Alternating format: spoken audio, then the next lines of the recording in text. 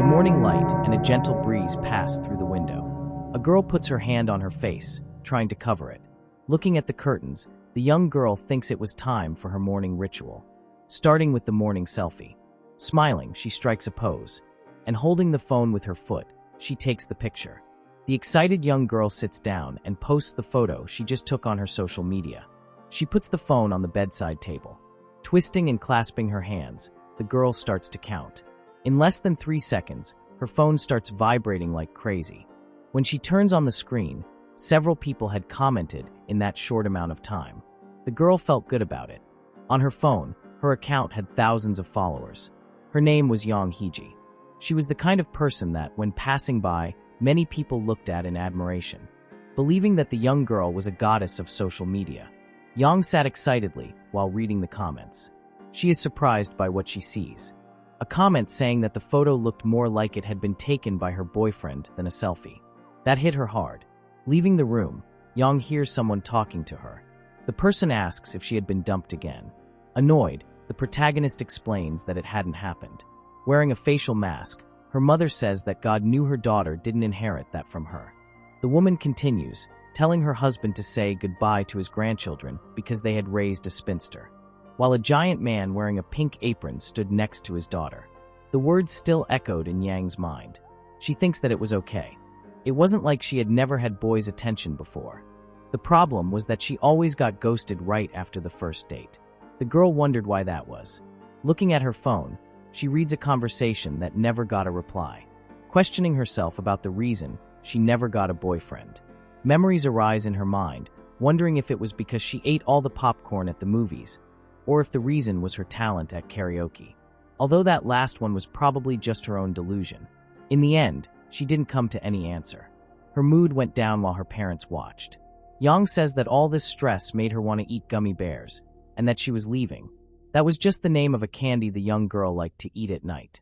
Going to a convenience store, she notices the shelf was empty. Shocked, the girl questions where her precious candies had gone. Throwing open the door of another store, only to realize right after that they were out of stock there too. She collapses, freaking out internally.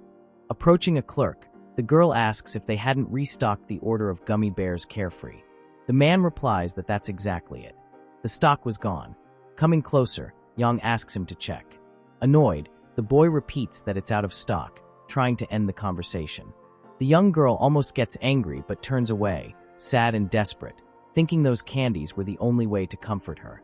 And even on a day like this, she was devastated. Noticing something, the protagonist suddenly turns around and spots right in the middle of the shelf a package of her favorite candy. Pointing, she yells at the clerk, asking what that was if not the candy she had just asked him for. The man gets startled, but right after says those were reserved Yang questions who would reserve gummy bears. And to her stress, the man only answers that, obviously, someone had done so. The young girl points out that they couldn't reserve things like that, asking if they could stop customers from buying something that way. Meanwhile, a boy enters the store. He sees the protagonist arguing with the clerk. The girl was saying that she was fed up with all this, and that since she got there first, he should sell it to her.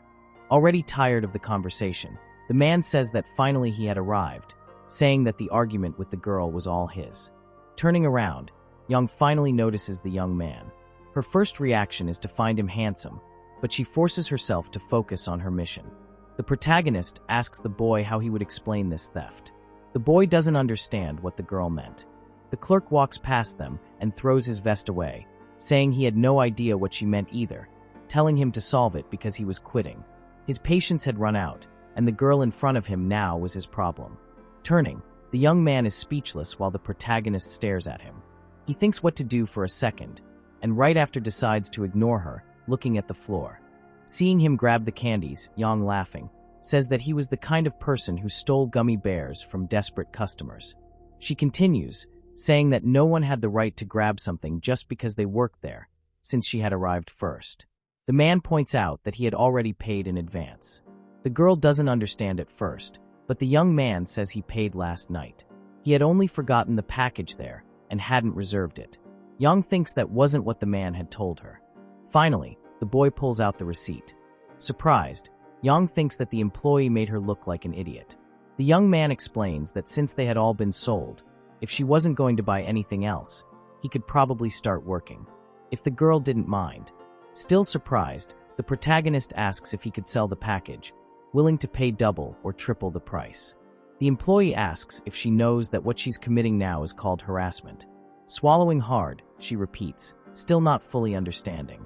The young man explains that he would report this. Then, pulling out the phone, saying he will call the police already running. The girl asks while shouting if he was being serious. Yang tries to grab his phone, but ends up losing her balance. And before she realizes, she is right on top of him. Surprised by this, she begins to blush. Embarrassed, their faces so close they almost touched. But she notices the candy package sticking out of his coat pocket. And in a sneaky move, she tries to grab them. However, the man turns and Yang falls hard to the floor. The boy calls her a nuisance, which makes her irritated. But he explains that if she didn't leave now, he would still file the report. Getting up, the protagonist says she was already leaving, running out of the store. But as soon as she steps outside, the young girl feels small white flakes falling and wonders if it was snow. But when a little touches her tongue, she tastes something extremely salty, questioning what the hell was happening. Turning around, Yang sees the employee throwing something in his hand while holding a bag of salt with a sticker that read, "Nuisance Remover." Annoyed, she walks away, shouting that she would never come back to that place. Waving, the young man hoped exactly for that. In her apartment, several packages of gummy bears were scattered everywhere. Yang ate fervently, feeling more relaxed. Her stress bar went down, unlike the diabetes bar. When she was about to eat the next one, the girl notices something. In the gummy bear, she sees the guy from earlier, and hears the bear saying he would report her and reserve a place in prison for her. Annoyed, Yang eats the bear with everything. The protagonist looks at her hands, questioning herself, and thinks that this was huge. In the middle of the night, her parents wake up surprised by a scream. The next day, the young man was leaving a building, saying he was going to say goodbye to someone. He ran for quite a while. And opening a door, the boy asks if he was a little late, calling the child in front of him. He sung. The child complains, pointing out that he had promised not to arrive late today. The man apologizes, but the child continues, saying that he had also forgotten his gummy bears the other day. The way things were going, he wasn't liking him much in the last few days. A bit awkward, the young man says he hadn't forgotten today, and brought the candy he has sung. Happily says that since he is a good person, he will let him off this time. The boy thanks him, but explains that they will be late, and that's why they have to run. The two walk together for a while. The young man notices a family leaving another child with a school employee, the parents asking the son to behave and listen to the teachers. The child next to him watched quietly. He notices that his collar was turned up. Adjusting it, the young man asks what day it is today. He sung answers that it is another day of bravery. Smiling, he agrees. The boy runs toward the daycare.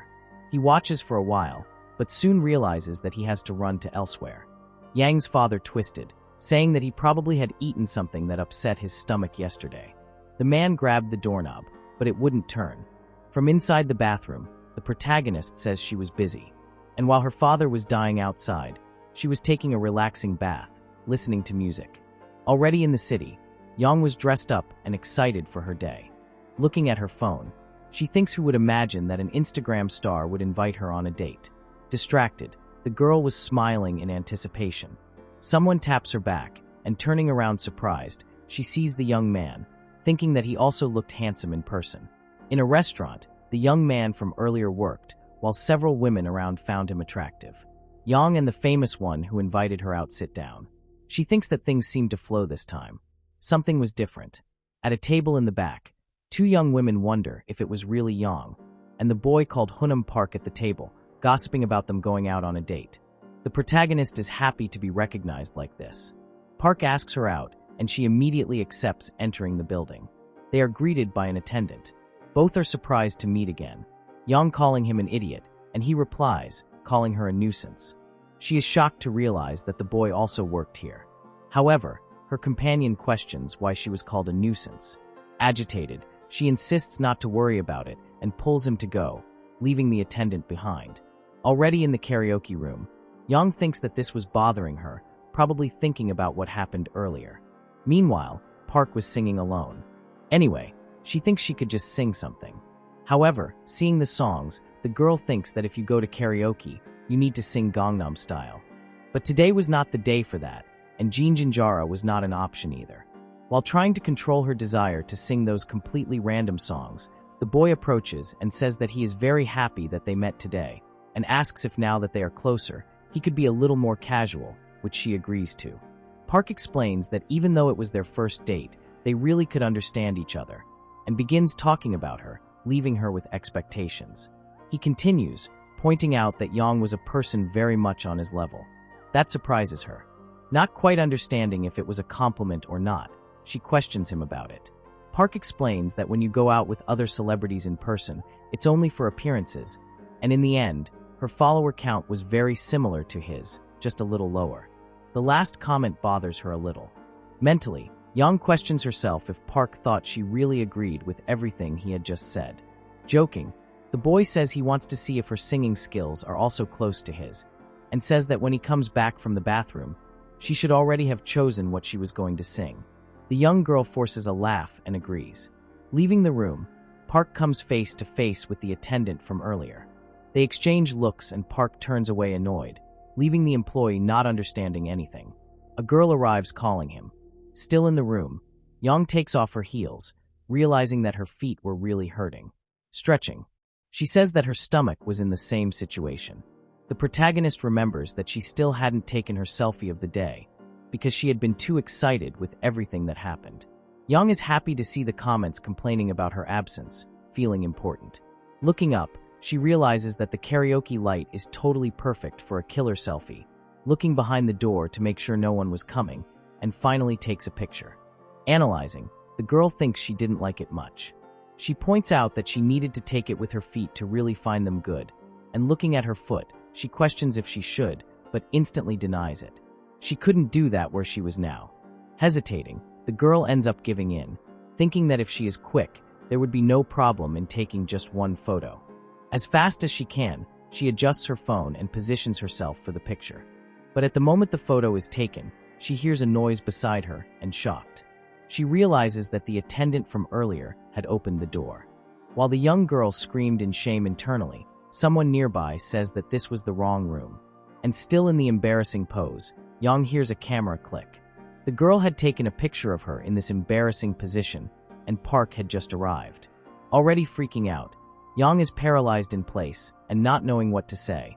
Park makes the excuse that he needed to do something urgent and simply turns around to leave. The girl also walks away laughing. When she was about to show the photo to her friend, a hand pushes the door. An irritated Yang appears. She asks the girl to delete the photo she just took. Yang repeats. But the young girl retorts, asking if she happened to be her boss to give orders like that. The girl pushes the protagonist and replies that if she really wanted the photo deleted, she would have to pay 50,000 won for it. Yang is incredulous at the amount she continues, explaining that if she didn't want to accept, she could very well find out that life is not as easy as she thinks. Laughing, her friend asks, "What the hell was that?" Yang starts to get nervous, not knowing what to do. Suddenly, the attendant appears and enters the room, opening the door. He looks at the young girl who had taken the photo. Meanwhile, Yang was watching him without reaction. Then, the boy explains that taking photos of someone without permission could result in a 5-year prison sentence or a fine of 1 million won. He turns the phone, showing the article that said that the girl asks what he wanted. The young man explains that this was a police matter, since she did exactly what the article said. Scared, the girl explains that she will delete it immediately. Yang thinks that apparently reporting people is his habit. The young girl shows the phone while deleting the photo. Sighing, the attendant asks for her phone, which she does, somewhat hesitant. The young man goes to the recently deleted items and erases it. Yang realizes that the boy was quite meticulous in the end. Handing back the phone, he explains that they could go now. The girl curses, already stressed with the whole situation, even though she herself had caused all of it. Her friend says that she still had remaining time and that she shouldn't leave her alone there. Meanwhile, the girl just walked out without listening. Both were left without reaction seeing all that. Covering her face, Yang thinks that all of this was very embarrassing. The attendant apologizes, explaining that he shouldn't open the door without knocking like that. He continues, pointing out that he had no idea he would find someone doing that with their feet. Yang gets irritated hearing this. Turning, the protagonist says that nothing good happens when he is involved. Asking if the young man knew that, he says he felt bad for opening the door and all, but that he had no idea someone was doing something like that inside the room. Questioning if he could even imagine seeing someone doing that with their feet. She tries to cover it up, saying she was just tapping with her toes. It turns out there were several people behind them watching and listening to everything. Yang is surprised by the number of spectators they managed to gather in such a short time. Turning, she says whatever, but that from now on she would avoid him, telling him to never see each other in life again. When the young man turned, the girl had already left, walking back to work. He grumbles, complaining about all this nuisance. However, he noticed something in his sight. There was an earring lying on the ground. Already at home, Yang checks on her phone if the girl from earlier had somehow managed to post that photo. Sighing in relief when she saw she hadn't rolling on the bed, she is surprised by something. Seeing a photo of Park on a date, she laughs, mocking the fact that he said he had something urgent to do. Yang curses, saying she would dump him first anyway. Not even seeming like the same person who thought she had found her perfect match earlier. Already panting, the girl states that she has no reason to be humiliated like this. All of this happening just because an idiot had opened the door. Kicking around on the bed like a child, she says she is irritated, then shouting that she will not let this go. Elsewhere, the young man feels something strange. A child asks if something was wrong. He explains that it was nothing. His ear just suddenly itched. Excited, Hizung asks if he could clean them, telling him that last time he pulled out a huge piece of wax. The young man tells him to be quiet and close his eyes, saying that Sarah would be disappointed if he arrived late again tomorrow. The boy explains that Sarah still liked him, even if he arrived late more than 100 times, because he heard that if someone really likes another person, they will manage to see even the bad side with a good view. His brother laughs at his innocent view of the world, and notices in the corner a picture frame of his family. The boy asks if he had said goodnight to his parents. The boy replies that he did earlier, while the child slept. The young man was holding a letter in his hands, seeming to be a bill for something. He is thoughtful, but soon grabs the coat that was beside him, accidentally dropping the earring that was in his pocket. The boy picked it up, not really knowing what to do with it. Soon it dawns on him that he should iron his uniform elsewhere. Someone else was ironing, while his wife slept. Yang's father was doing that. He wore pajamas, totally inconsistent with his build, but right after he was holding a suit. Arriving in the living room, the man comes across his daughter screaming and training. Yang was shouting nonsense, saying that an incident like that was nothing compared to dieting that makes you vomit blood. Despite the intensity, she soon gives up, feeling a lot of stomach pain from the exercise. Falling on the floor, a shadow approaches. Her father appears above, affectionately calling her a steamed bun, then asking why she was exercising like that right on her first day of school. Embarrassed, Yang yells that she already told him to stop calling her that. The man argues, saying that it's very cute to do so, which makes her extremely irritated. Her father ignores it, then saying that since it's her first day in high school, she might as well get a nice boyfriend, or even fall in love at first sight. Yang questions if they were really having this conversation. The man asks what's wrong with having a crush, pointing out that all relationships start with only one side interested. Even her parents' marriage had started like that. The girl complains, asking if he knew why the word crush was called that. Her father answers no. The protagonist tries to explain that they call it that because just like her father's eyes, and chest, it was called a crush because before you even notice it's crushing you with your own feelings. And for that reason, she wouldn't have a crush on anyone. Instead, the girl had decided she would find her first boyfriend on her own. Several students were walking among them. Yang was going to her first day of school with a smile on her face. In her mind, she thought that she would no longer wait for anyone to ask her out. Instead, she would actively look, and this year, she would find the perfect guy for her. She was determined to have the kind of dating experience that makes everyone around jealous. While she was creating a scenario totally detached from reality in her mind, a couple nearby noticed who she was, saying they were probably in the same school. Embarrassed, the protagonist scolds herself for almost showing an unpleasant side of hers in public. She blushes quickly, but goes back to moving forward. Her day had only just begun. Already in the classroom, several students talked among themselves, probably chatting after the vacation time. In the back of the class, someone had their head down, sleeping. Meanwhile, a person approaches, calling him and touching his shoulder. The young man raises his head. The boy who called him asked if his name was Ki-sung from Horyong Elementary School. The young man goes back to sleep, but the red-haired boy continues, stating that it was really him, then questioning if he remembered him since they had been in 5th grade together. The boy tries to remind him of when they played together and all, but the other didn't even react. Opening the door, Yang arrives in the same room. Everyone turned to look at her, and mentally she realizes that everyone is staring too much. The red-haired boy approaches, asking if she was Hai Ji-young, pointing out that she was super famous on Instagram. Half embarrassed, the girl says she's not that famous. Another student asks what Chi Hua-wan was doing, suddenly moving like that. The boy yells that he didn't do anything, which only encourages the others to tease his exaggerated reaction. The students apologize to Yang for the inconvenience, while leaving the boy embarrassed. However, the protagonist only thought that there wasn't any nice place to sit. She approaches a student, asking if she could sit beside him since it was empty. The person turns, removing their earphone, apparently not having understood very well. Yang blushes for a moment, questioning herself if it was a guy or a girl, but regardless, it was undeniably attractive. She then says that she asked if she could sit there. The person replies yes. The protagonist thinks that everyone was being very distant. Several students were chatting while class hadn't started yet. Even so, no one went to talk to her. Still, you could hear several people talking about her in the background. The girl was happy that at least the time spent getting ready, so they wouldn't think she was pretty. Only in photos was worth it. Yang runs her hand through her hair.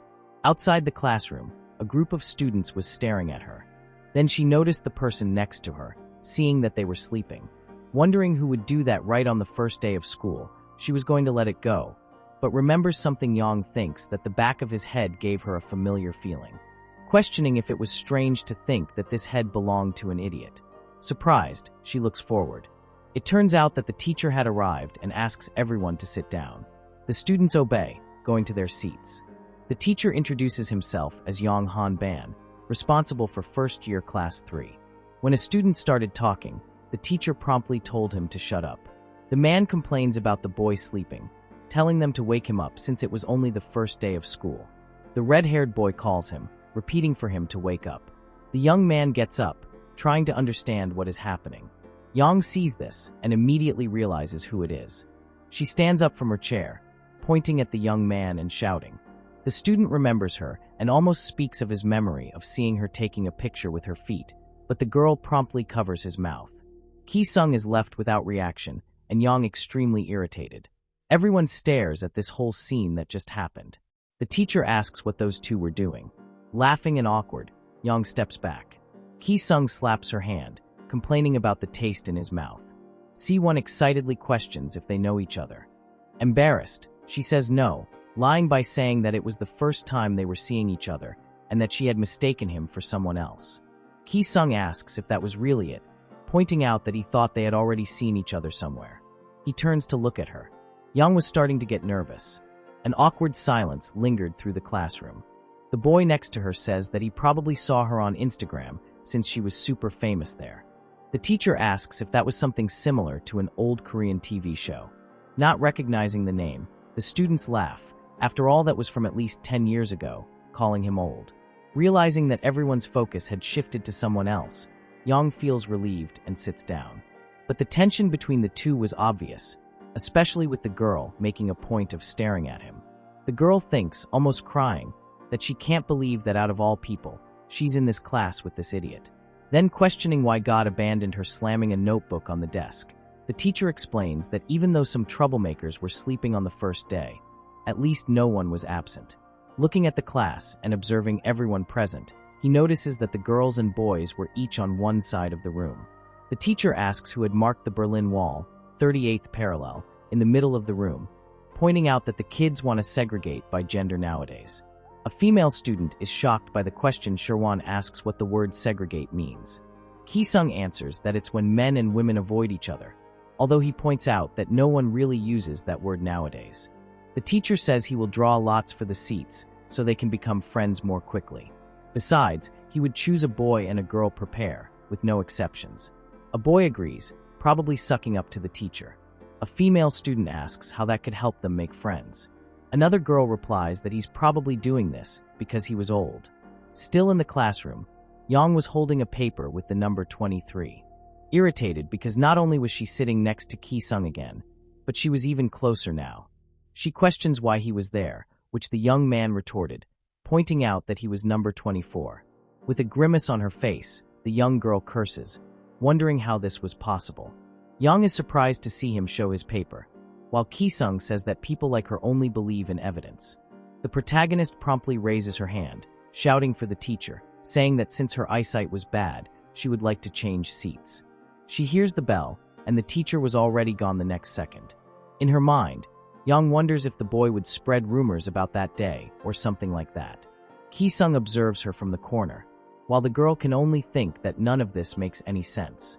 He remembers the earring that had fallen the day they met at karaoke. But when he was about to ask about it, Yang gets startled, saying she has no idea what he was talking about. With an irritated expression that said if he mentioned anything about that day, he would be. Yang notices something on her phone. It turns out the red-haired boy from earlier had started following her on social media. Behind her, the young man calls her, explaining that friendships that start at the beginning of the semester become mutual, asking her to follow him back. The protagonist says that she will definitely do that. Siwon is surprised by the huge number of followers Yang had, saying that he was dying of envy. Right after, several people start to approach asking the same, almost overwhelming her. Seeing all that, and that her desk was about to become as crowded as the Sao Paulo subway during rush hour, Ki-sung stands up and walks to the door. Siwon asks that before he leaves, he should give his account name to everyone, which he replies that he doesn't have. The red-haired boy questions why Ki-sung just answers that he simply doesn't have time for things like that, and doing it would only throw away the little time he had. Everyone freezes upon hearing his opinion about that being a waste of time. Yang thinks the boy was nothing more than arrogant for talking like that. A girl approaches her, asking what lipstick she used the other day. The day she went to a cafe, pointing out that the picture was great. Turning, Ki-sung sees Yang surrounded by people, pointing out that she acted totally different when she was at school. Some girls point out that they thought she would be much colder and more distant, since besides being an Instagram star, her mother was still a Miss Korea. A student is surprised, asking if he was the only one who didn't know that. Another points out that Moron apparently lived underground all this time, to not know something like that. A female student says her name was Hira Chai, adding that her mother told her she was very famous years ago. And when you search on the internet, she comes up right away. While Yang smiled, someone says that her genetics were impressive. However, a person in the back says that when her mother was younger, no one expected that she would become so beautiful. Yang is left without reaction. She realizes that everyone around was only talking about her mother and her followers. People kept talking until Ki-sung calls her. He was staring at Yang without saying anything. The girl next to him asks what it was, which he answers, saying that this was his seat. The girls apologize and leave his desk. Both stay quiet for a second, and Yang starts to think. She remembers the boy saying that when her mother was younger, no one thought she would become so pretty. That phrase pounds in her head. Desperate, she opens her phone with her heart racing. She scrolls down the comments section. The bell rings. The girl was still immersed in her own world, thinking that it was fine. This was who she was now, her current version. Out of nowhere, she heard someone calling her. And shocked, she realizes it came from Ki-sung. Yang asks what it was. The boy explains that at this rate, her phone would be confiscated. Nervous, she quickly hides it, wondering where the teacher had come from. In her mind, the protagonist wonders if just now, he had helped her with all that suffocating situation. Laughing, she thinks probably not. An idiot like that guy would never do it. She notices his socks, seeing a rabbit. Yang thinks that this doesn't really match his personality, questioning if he likes cute things. Anyway, she gives herself the task of trying to find a boyfriend, wondering where she would find someone handsome and with a good heart who would be perfect for her. Yang thinks that she would definitely start looking outside her own classroom. In the cafeteria, the girl watched everyone passing by. Attentive, she checked them one by one when she found someone minimally attractive. She managed to lose interest right away after seeing him eat. Approaching a second-year class, she thinks that was the place where Namshin Kim studied. Then asks a student to call the boy. Claiming that a teacher had called him, the student agrees and Yang waits hidden behind the door. A boy comes out of the class. Asking who had called him, Yang notices the difference between the photo and reality. And realizing she had been tricked by half a kilo of editing, she turns back. Walking back home, she thinks that today was a total failure. Sighing, the young girl believes she's not asking for the moon or something complicated like that. She just wanted someone a little tall, a handsome face, and a nice body. And even though she wanted to win the lottery, she thought that was still asking too little. The girl notices that several people were gathering in a store. Several girls saying how handsome someone looked. Curious, she tries to enter the crowd. All of this just to see Ki-sung in yet another one of his jobs. And with his arm totally proportional, by the way. Surprised, Yang asks what the hell he was doing there. Ki-sung looks at the window. Scared, the protagonist leaves the crowd. Embarrassed because their eyes had met, the girl questions why her heart was beating so fast. A little later, Ki-sung was at home, and his brother asks if he was wearing the socks he had given him as a present, then asking if by any chance he was now getting better presents from his girlfriend. Ki-sung asks what the hell he was talking about. Smiling, the child holds the earring in one hand. Surprised, the young man asks how he had found that. Ki-sung explains that he found it in his drawer. Questioning if he had finally gotten a girlfriend, Ki-sung replies that nothing of the sort happened. It was just something a customer had dropped during his last shift, Yesung jokes, saying he thought he had finally managed to escape eternal single life. Embarrassed, Ki-sung asks where he had learned to talk like that. His phone rings. Answering, he sees that it was his boss at Yang's house. She looked at herself in the mirror. In her memory, Ki-sung's face comes to mind. The girl shakes her head, trying to drive the thought away. She splashes water on her face, asking for it to wash all those thoughts away. The doorbell rings and her mother says that some delivery orders had arrived. Annoyed, Yang questioned why they had asked her to be the one to pick everything up. The delivery man wearing a helmet hesitates a little. When the delivery man was thanking her and wishing her a great day, Yang notices the socks he was wearing. She freezes for a second, then starts laughing and desperately asks if it was Ki-sung Jo. Taking off the helmet, he explains that he had no idea this was her house, calling her toe girl at the end. Ki-sung asks her to enjoy her food and turns to leave. After closing the door, the protagonist stays there for a second, completely still. And screaming internally, she turns and looks at herself in the mirror. Her mother suddenly comes singing a song about chicken opening the bag. The woman complains, saying that they had said they had added another portion of pickled radish, pointing out that they shouldn't say all that about a special celebrity bonus if they couldn't deliver it. Meanwhile, Yang freaks out and screams with everything. Embarrassed about how she had answered the door, Ki-sung rode off on his motorcycle. And when he remembered her expression, he smiled. The next day, Yang looked at herself in the mirror and thought she couldn't sleep. Her dark circles around her eyes were already almost at panda level. She asks if Ki-sung is some kind of Robin Hood or something, because everywhere she goes, the boy is there. The girl asks if he was the only one who could really deliver food to her house at that hour, wondering how she would face him at school tomorrow. Already at school, Yang looks out the window and is left speechless when she realizes he hasn't arrived yet. Someone behind asks her why she was talking about him. The girl turns around startled, and when she tries to run to escape, he pulls her by the strap of her backpack. Yang doesn't understand what just happened. Ki-sung calls her toe girl again, and she gets irritated, asking him to stop with that nickname. The red-haired boy arrives, asking what was that and what was going on between the two of them. So early in the morning, Yang gets startled, then asks where he came from, mentally hoping he hadn't heard their conversation from just now. The young man asks what they were talking about. Ki-sung says it was nothing and pulls him. With Siwon under his arm, they start walking to their seats. Approaching other students, the red-haired boy greets them, combining the words good morning and hello.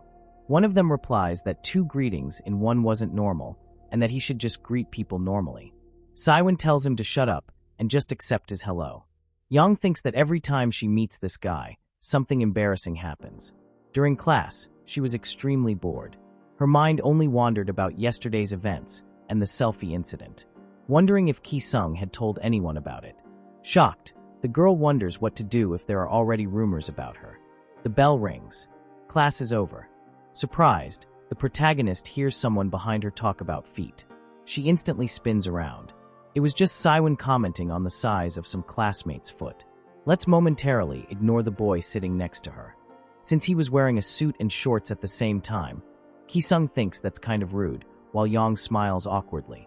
When a girl from the class went to talk to her, for some reason Yang thought she was going to ask about her feet. Apparently, she was still a little disturbed by all this. In the end, the girl just wanted to show them a regular episode of a series she liked. Saiwon leans in and asks Yang what Ki-sung meant earlier, mentioning something about feet.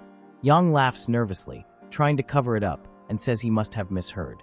The boy insists, stating that he heard Ki-sung talk about feet. Yang, in panic, diverts the subject, offering something to the boy to make him shut up.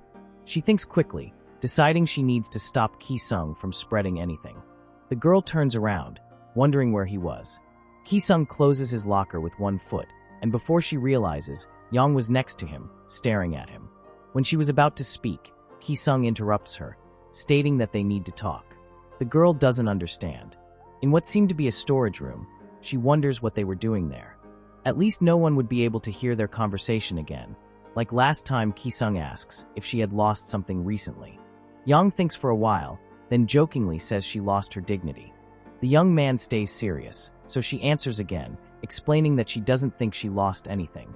Ki-sung extends his closed hand, and Yang looks confused, imagining if he wanted her to headbutt his hand. Honestly, with each second that passes, Yang seems to have fewer neurons. She does it, for some reason unknown to humanity. Maybe because of the loose screws in her head. Confused, Ki-sung asks what is wrong with her. Laughing, Yang asks if she misunderstood. The boy opens his hand, then she realizes it was her earring. The young girl is surprised to see that again, while Ki-sung remains silent, earlier in the conversation they had. Ki-sung had left the earring in his pocket since there were several people around, and during class he didn't get an opportunity. Since she looked more like a zombie than anything else, Ki-sung thought it was simply too difficult to give it back to her. Yang asks where he had found her earring, which he explains he found on the karaoke hall floor. She laughs gratefully, but then reality hits, and she remembers that many things happened that night, and she was there precisely to ask him to keep quiet about it. Yang starts to talk about that night, but Ki-sung says there's nothing to worry about. After all, he wouldn't tell anyone, and also didn't plan to do something like that. She is surprised, not understanding. For some reason, the girl gets nervous and takes a step back.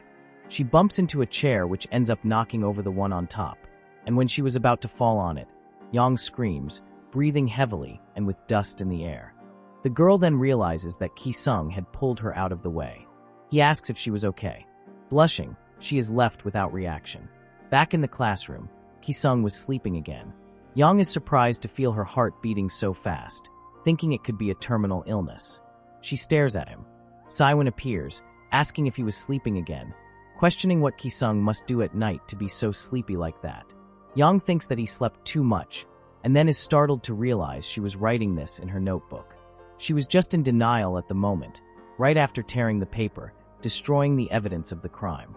Nearby, someone laughed and asked when the other girl should stop denying what she felt, since her brain said no, but her heart pointed yes. The girl retorts, explaining that just because you heard some sounds from someone, you're not necessarily called a fan, so there was no reason to insist on joining the fandom.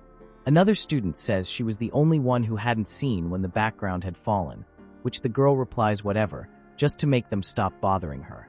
The protagonist thinks that she couldn't be liking him.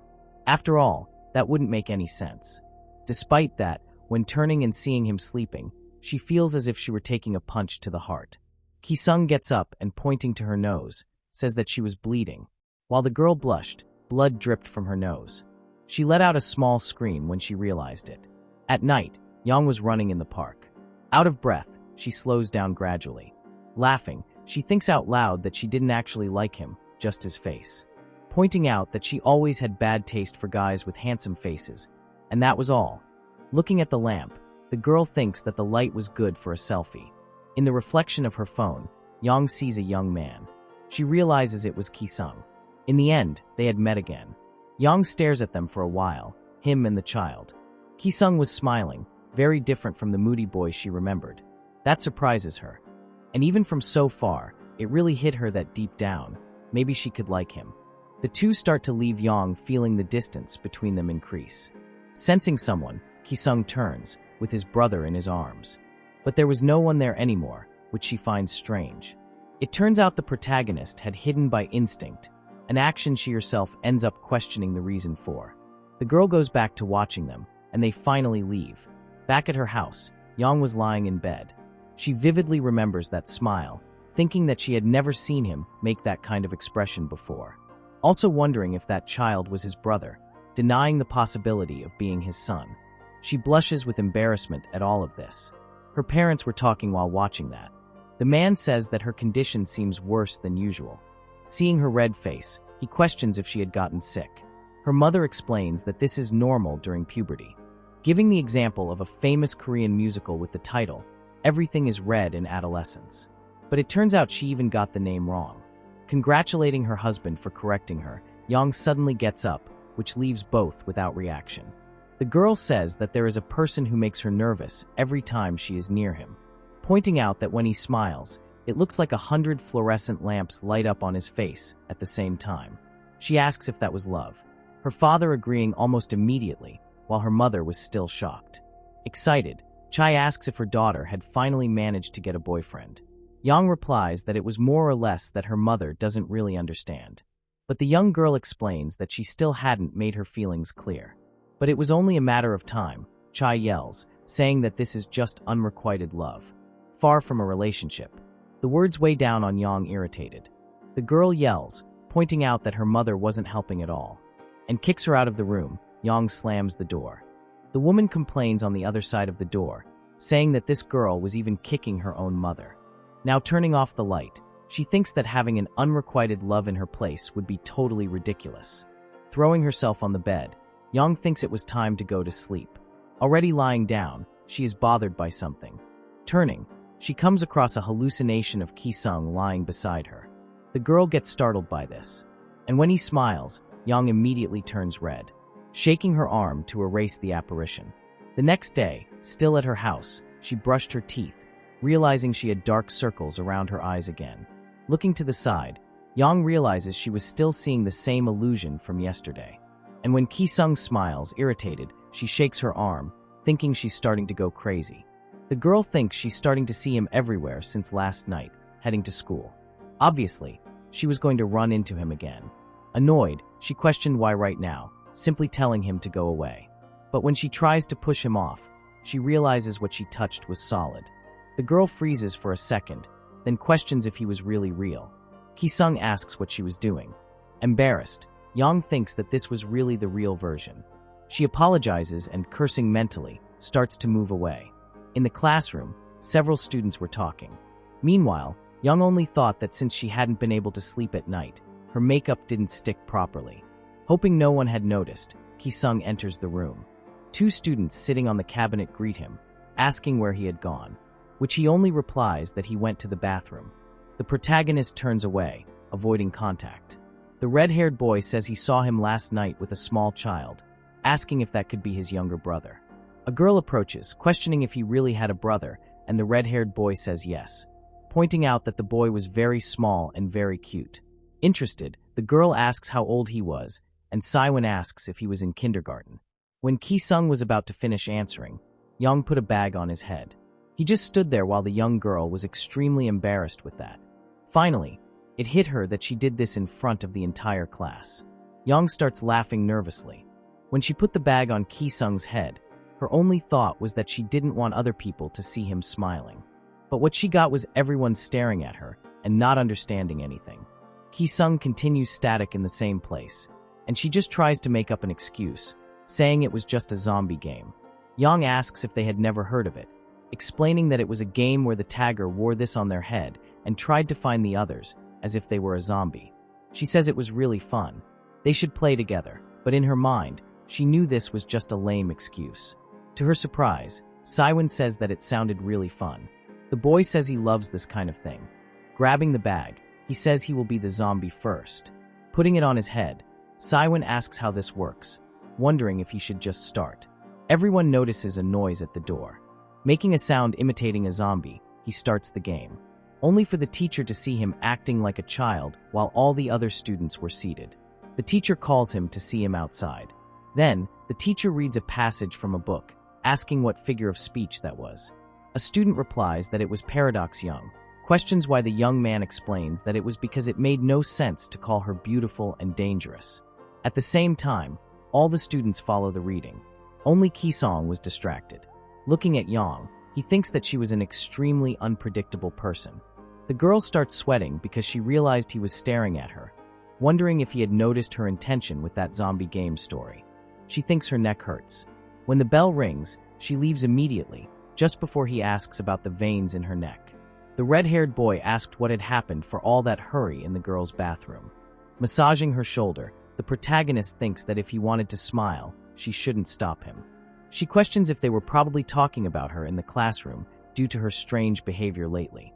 But Yang didn't want others to see it. She wanted his smile only for herself. When she was about to leave the bathroom, the girl hears someone talking about her and freezes in place. A student says she heard that Yang was in class 3, and another explains that she didn't understand why they were making all this fuss about her, asking if she wasn't just a pretty face, pointing out that there were many like her in elementary school. Her friends agree while putting on makeup.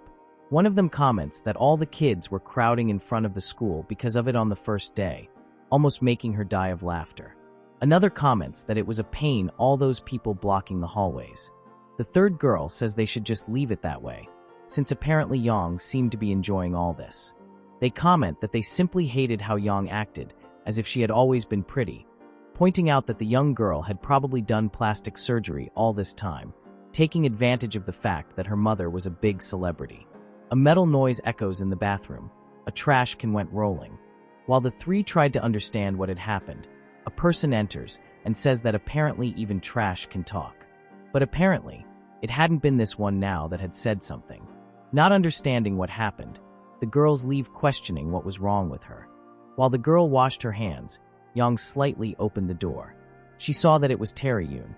Back in the classroom, Yang approaches the girl from earlier, thanking her for everything, which the student doesn't understand. The protagonist explains that yesterday Terry had given her a handkerchief when her nose was bleeding. Terry says she didn't need to worry about that. Ki-sung enters the room and comes across a peculiar scene. Siwon was complaining because the girls had abandoned him and sat without him. Terry listened expressionlessly while Yang just teased the boy. When Ki-sung sat down, which startled her a little as if she had turned into a robot, the girl says she needs to get the music book, which Siwon found strange since they didn't have that class today. But before he knew it, the girl had already run out, leaving him doubtful about why Yang had been acting so strange. Ki-sung notices something under his desk. By evening, Yang was coming back home by bus. Playing with her phone, the girl thinks she was acting like a loser, getting all excited with herself like that. Yang wonders why Ki-sung didn't have a social media account, explaining that at least that way they would have something to talk about. After all, she didn't even know a single hobby of his. Then something on her phone catches her attention, finding a photo of him while working in a cafe, apparently taken by a customer.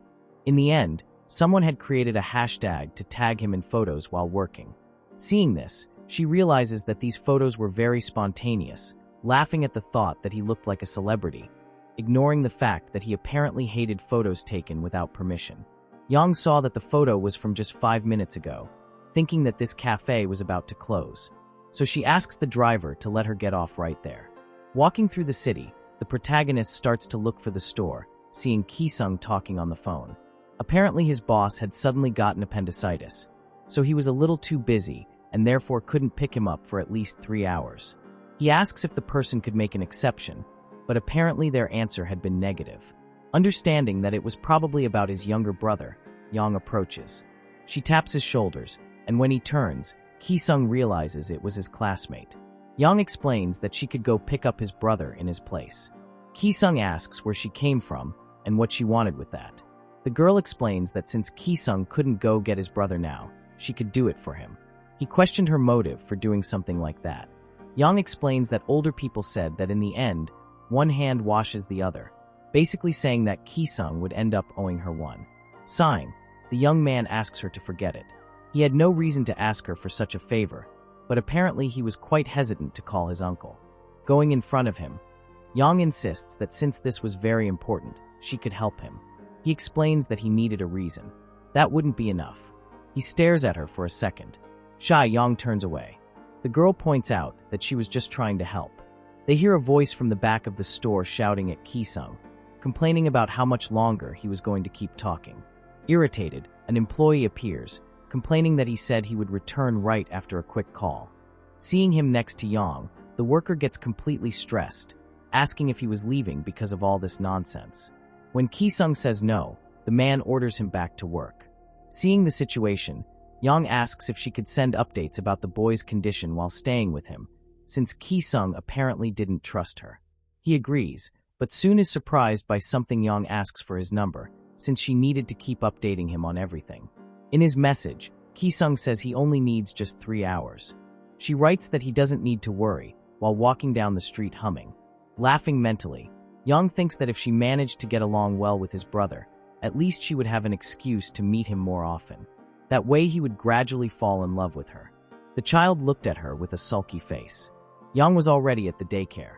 Bending down, she explains that she is his brother's friend and was here to pick him up. The boy retorts, pointing out that his brother didn't have friends. She thinks he probably knew his brother well. Ki-sung feels a strange sensation. Yang keeps talking, explaining that she really was his friend. And since his brother would be late because of work, she would take care of him for the next 3 hours, pointing out that after that, he would come like the Flash. The boy explains that his brother had told him to never follow anyone who said something like that. The girl is left not knowing what to do. Luckily, the teacher says that she really was his brother's friend. It turns out that Ki-sung had just called, explaining that his brother should spend some time with her. A little shy, the child gives in. In a nearby restaurant, they both enjoyed a meal together. Yang said she needed to send him an update, so she would take a small picture to send to his brother. She takes a photo and sends it. She comments that he probably hears a lot, that he looks very much like his brother. Ki-sung replies, not really. His brother said he looked like their mother, while Ki-sung looked like their father. The girl is surprised to hear this. She thinks out loud that probably their parents work late, and his brother is responsible for picking him up at school. The boy replies that his mom and dad are already way up in the sky, along with the other stars. Yang is surprised and apologizes, explaining that she didn't know that when she had spoken. The child replies that it's okay.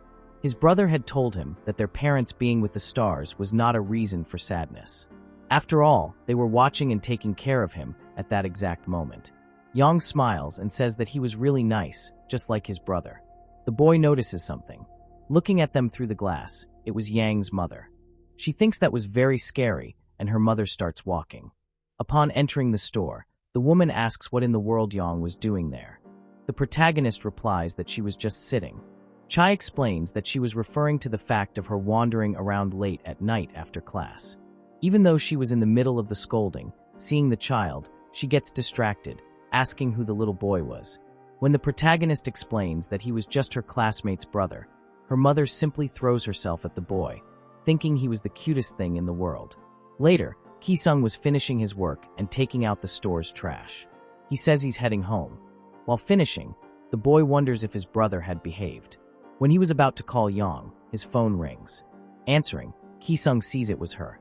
Yang asks if he had already finished work and that he should meet them. Arriving at the building, the young man realizes it was bigger than he remembered. Yang apologizes by message, explaining that it was all her mother's fault and sends her address. He thinks mentally about Block 301 in Unit 1006. Ki-sung remembers he had already been here to deliver something for delivery, trying to orient himself. He sees a strong man carrying bags dripping blood. A little scared, the boy turns away. But the man seemed to be walking in the same direction as him. The elevator reaches the floor, and the door opens. He presses the button, and the doors start to close. But someone puts a hand on the door just before that happens. The man who had scared him earlier enters. Ki-sung gets a little anxious about this. After all, the man looked more like a murderer than anything else. And he hadn't even pressed a button after entering. When the doors open, Yang was outside. All dressed up, she asks how the two had arrived here at the same time. The two stare at each other for a second, not understanding what she meant. Already inside the house, everyone was together. When Yang's father was about to speak, Chai interrupts him, stating that he was a very handsome classmate. The woman says that with her experience, he looked a lot like an idol, explaining that he probably should hear things like that all the time. That left Yang quite embarrassed. Being polite, Ki-sung thanks them for taking care of his brother while he was away. Chai invites him for dinner, pointing out that the boy probably hadn't managed to eat because of his work. Ki-sung points out that that was exactly what had happened, finally asking where his brother was. Yang replies that he was in her room. Opening the door a little, they see him sleeping on the bed. Ki-sung calls him, asking him to wake up, but only gets a grunt in response. The young man explains that they have to go home, but his brother only says he is sleepy and would sleep right there. Yang points out that she doesn't mind if he sleeps a little longer. Ki-sung calls him again, and the boy finally gets up, complaining that he was awake and would already do it. Leaving the room, they both notice something. Yang's father was cooking fervently. Entering the kitchen, Ki-sung apologizes for the inconvenience while Yang looks disappointed. The man slams the knife on the table, which scares the young man. Yang's father explains that he brought a freshly slaughtered pig home today, stating that they should eat before leaving. Still shocked, he and his brother agree. Ki-sung was amazed by the banquet in front of him. His brother complains that he was talking too loudly, and in the end, thanks for the food. Ki-sung scolds him, telling him to eat slowly. Yang watches the brothers' relationship, while the young man points at him to also eat the vegetables. She feels a little embarrassed, knowing that her heart was racing. Seeing him being so sweet and caring with his brother, the child stared at the already empty plate. Ki-sung smiles. Embarrassed, the protagonist ate, trying to hide it. Someone puts a piece of meat on the plate. Ki-sung is surprised to see this. Chai asks him to eat as much as he wants. The boy thinks for a moment, but soon starts eating. Later that same night, Yang and the two brothers were walking together. The girl looks at Ki-sung, who had a serious expression. She mentally questions why he was so quiet. It was driving her crazy at this rate. Yang would end up going home too quickly, which she wanted to avoid, forcing herself to think of something to break the ice. The girl then pulled a conversation out of nowhere, asking if his mother wasn't really pretty. She explains that when she was younger, people mocked her, saying she didn't look anything like her mother's beauty. Realizing her mistake in bringing up such a subject, Yang gets embarrassed. Ki-sung says that she was also pretty. That leaves her speechless, just staring at the young man. Thinking that the girl hadn't heard, Ki-sung repeats what he had said. Yang just stands there, paralyzed, looking at him under the moonlight. Even with such a good atmosphere, obviously they would be interrupted by Ki-sung's younger brother, asking what they were doing. The protagonist gets startled for a second. The two stare at each other for a while, until the boy pulls his brother by the jacket, pointing out that they should go. However, Ki-sung was too small to be able to pull him like that, so he ends up stumbling backwards. Yang manages to catch him in time before he fell. She asks if he was okay, and Ki-sung asks him to be more careful. The boy quickly leaves her arms. Apparently, he was a little jealous of her, so he clings to his brother's leg. Ki-sung asks if he shouldn't thank her for that. Since Yang had prevented his fall and was worried, he stays silent and his brother calls his name. The girl says not to worry about it, and Ki-sung says he usually didn't act like that. Finally asking why Ki-sung was acting like a spoiled child today, the protagonist explains that the two must be tired today, so they should go home to sleep a little. After all, it was also late, which he agrees with. Ki-sung asks his brother to say goodbye, and the boy nods his head. Yang asks him to be careful and to visit them again. The boy starts flailing his arms, and Ki-sung picks him up, saying goodbye, and telling her they'll see each other tomorrow. Thus, the two turn and leave. The girl waved at them, the boy looking sideways. She doesn't understand at first, but soon he sticks out his tongue, thinking that the child was pretty clever and had probably noticed what was happening. Stretching, Yang states that this won't be very easy. Already at his house, Ki-sung was playing with his phone in bed. He sent a message thanking her for everything, and is surprised to see a message from Yang mentioning that her mother thought Ki-sung was so cute that he could go there whenever he wanted. She explains that the woman had always liked babies and would have liked to have had 3 children. She had probably given up on the idea, only because Yang ruined her expectations. Ki-sung smiles reading this. The boy freezes just before sending a goodnight message. The child asks if that earring from that time belonged to that girl. Ki-sung is surprised and asks how he knew. Ki-sung explains that he saw them in her room. His brother explains that she had dropped it at his workplace, and later he had returned it. The boy simply makes a sound, thoughtful. Ki-sung doesn't understand, then asking if the boy didn't like her, especially because he had acted very distant earlier. He also points out that it was only thanks to her that they had eaten that delicious dinner. The boy gets embarrassed and states that his brother didn't need to know. The reason Ki-sung smiles, and then both lie down again, wishing each other good night. The next day, at school, Yang was playing with her phone. Ki-sung pulls his chair, wishing her a good morning. She jokes, saying that if he couldn't pick up his brother again today, he could leave it to her again. The young man just explains that this probably won't need to happen again. Yang asks why. The boy explains that his boss was talking about an opportunity to give him some rest. After all, it seemed that they were going to close the cafe soon. She is disappointed to hear this. Ki-sung sighs, then Yang asks if he wouldn't have to look for another part-time job now, which, not very excited, he agrees. The girl says she saw a post saying they were hiring in her neighborhood, asking if she could check about the jobs for him. Ki-sung is surprised, asking if people post job offers on social media. Yang replies that obviously yes, and she could even send it to his number. He explains that she didn't need to do that, but it was already too late. Yang had just sent it. The girl explains that the company would send a response soon. Her phone rings, and for a moment, the young man hesitates. She explains that they asked if Ki-sung could go to an interview still today. The boy was extremely surprised at the speed of this. Later, Ki-sung leaves a building and Yang asks what they had said. The young man explains that they wanted him to start working already next week, which the girl celebrates. Then the protagonist asks if she doesn't deserve his thanks. Ki-sung doesn't understand for a second, but smiling he soon agrees, stating that the girl had done a good job. He pats her head, which makes her embarrassed. In his mind, the boy thinks that she is like a puppy wagging its tail for compliments. Meanwhile, Yang was having butterflies in her stomach, feeling great.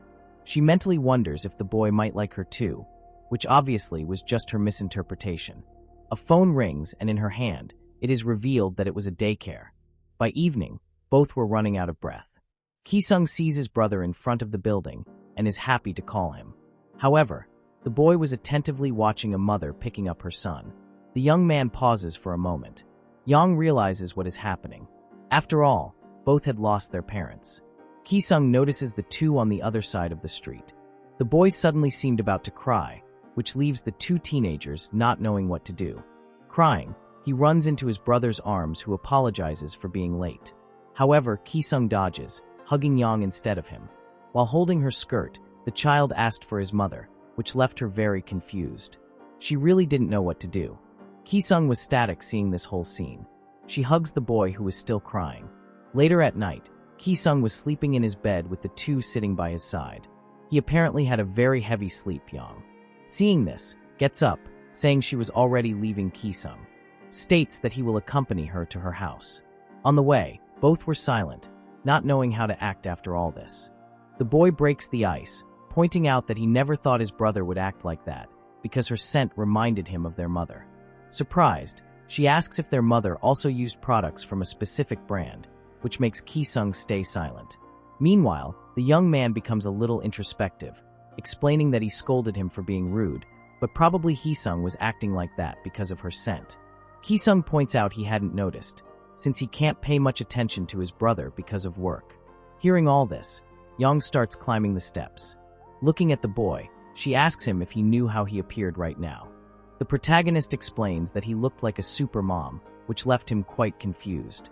Yang points out that he looked like those mothers who worked all day and still apologized for not being able to take care of their children as much as they wanted, explaining that it was really difficult because of his jobs.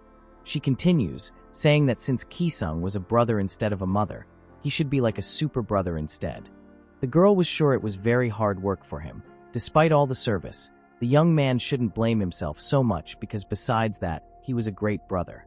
Then, patting his shoulder, she says that Ki-sung should lift his head and move forward. The boy smiles and agrees. Meanwhile, Yang thought that she always had a hard time every time he smiled, pointing out that her heart wouldn't survive at this rate. The girl had been putting on a poker face this whole time to hide it. In her mind, she thinks that maybe she was just deluding herself, but she realized that Ki-sung had been changing the way he treated her. Maybe, just maybe. The next day at school, Ki-sung places a chocolate bar on the desk. The girl asks if that was for her shy. He thanks her for the night before and says it was a payment. Yang thinks she was right. The young man had really changed the way he treated her. Walking through the school, the girl was next to Terry. Yang sees Ki-sung playing soccer, for a second doubting if he perhaps had friends to do that with. The boy notices her watching and then waves to them. Embarrassed, Yang squeezes her juice tightly, blushing and questioning if that smile could really be real. Delirious while thinking that it was so refreshing to her mind, wondering if perhaps he was some kind of human sports drink. Terry says it's the first time she's seen him smile like that. Yang hits her shoulder, having also thought the same thing. Out of nowhere, the protagonist starts a big cliché, explaining that she had a friend that a boy always smiled at her and once ended up patting her head, thinking she was cute. Right after, Yang asks what that could mean.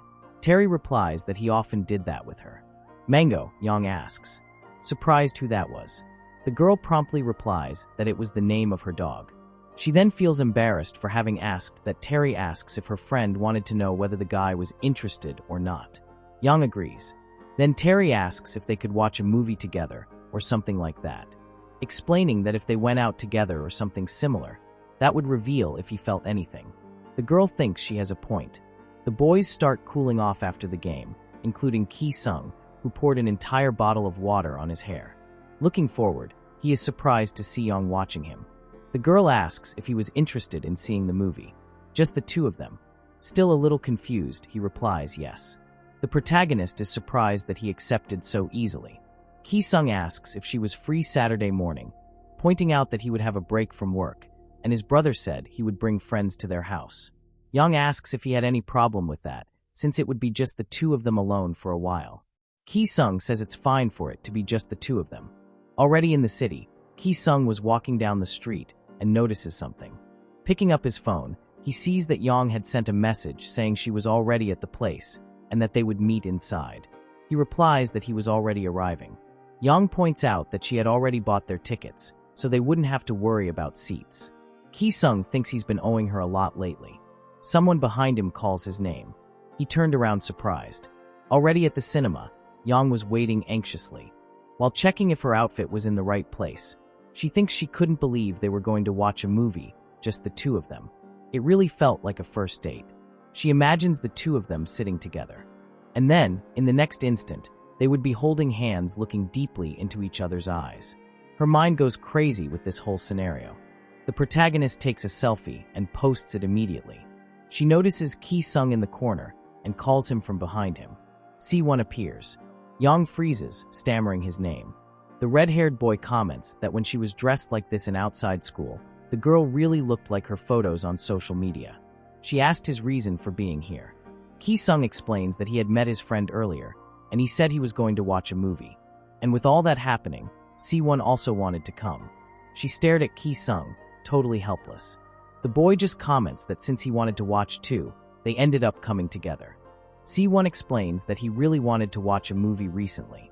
Yang forces a nervous laugh. Trying to push Ki-sung away, Yang says that he could watch that movie, while the two of them would see another one, hoping he enjoys the film and goes back home safely, being careful with cars and people. C1 states that he will watch the same movie as them, since he was never very good at choosing. The protagonist cursed in her mind. Already in the movie theater, Yang was extremely disappointed. After all, the boy had ended up right between them. And besides that, he scared too easily, spilling all the popcorn on her. In her mind, she couldn't even refer to the boy without swearing. Looking at C1, he had a totally exaggerated expression. While Ki-sung just seemed attentive to the movie, Yang sighs. Leaving the movie theater, C1 states that the movie was great, pointing out that it was so scary he had lost half of his life expectancy. He continues saying he never imagined Yang would choose that kind of movie, and was surprised that she hadn't screamed even once. The girl mocks, asking why he watches movies like that when he doesn't have the stomach for scary things. C1 explains that sometimes you need to watch this kind of thing to distress, like sweating in a sauna. With a terrible expression, Yang mentally questions why the boy simply didn't go to a sauna instead, almost going crazy trying to deal with him. The red-haired boy finally asks if the two were on a date or something like that, wanting to make sure he hadn't ruined anything. Awkwardly, the protagonist denies it. Changing the subject, she quickly asks if he wouldn't be busy, to which the boy replies that he's free. Annoyed, she questions how he has nothing to do. Shouldn't he be, I don't know, helping his parents on the weekend, cleaning the house, or even studying? Chi-won simply ignores the whole lecture and asks if they're up for having a nice, juicy meat lunch on him, and Yang quickly agrees to the free food.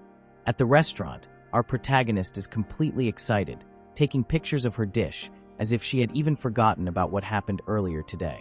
Until Chi-won breaks the silence and asks Ki-sung if by any chance he has a girlfriend.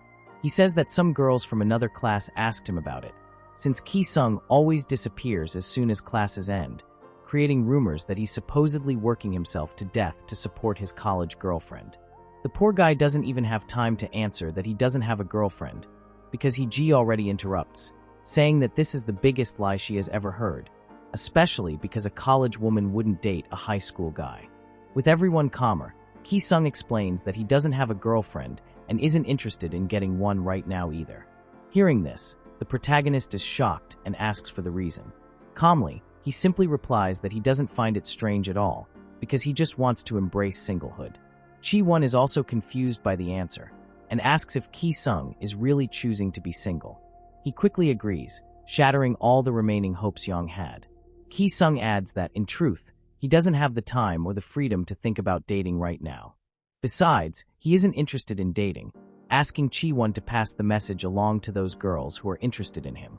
Still trying to recover from the shock, Ji can't even bring herself to say a single word. And we'll stop here, everyone. I'm absolutely loving this super cute story, full of twists and emotions. What do you guys think?